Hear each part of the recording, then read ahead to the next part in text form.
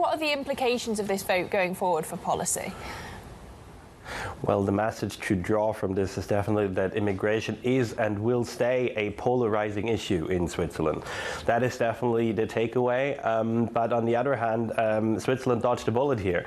So the big Swiss corporates, Roche, UBS, ABB, and so on, they will keep their access to foreign labor. They can still recruit workers abroad, which they, before the vote, have said is absolutely vital for them. So the economic fallout is averted. But yes, going forward, voters will still ruminate on the issue of immigration. OK, so Project Fear, the economic argument, won in this case. But where does it leave the new deal on relations with the EU that Switzerland's going to be voting on next year or in 2028? This is the big question.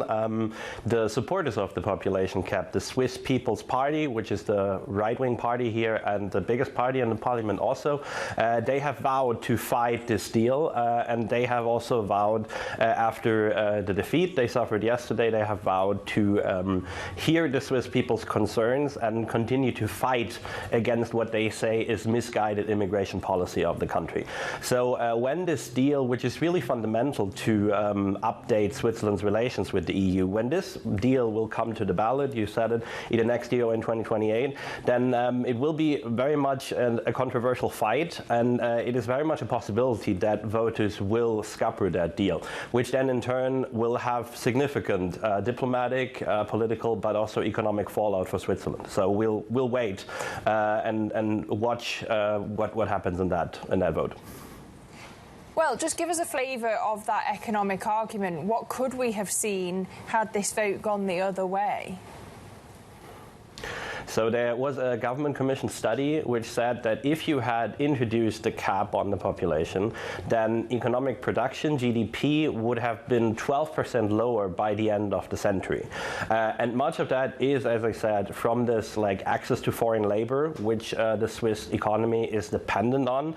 The thing is, if you look at population growth in European countries, you see that Switzerland has grown much faster than other European peers, which is the reason why this idea of capping the population of Switzerland is running out of room actually came up in the first place. But these are against what supporters told in their campaign. These people are not coming to draw welfare in Switzerland. The biggest majority of those people came because they want to work in Switzerland, because there are just unfilled jobs here, and the Swiss economy needs these workers from abroad.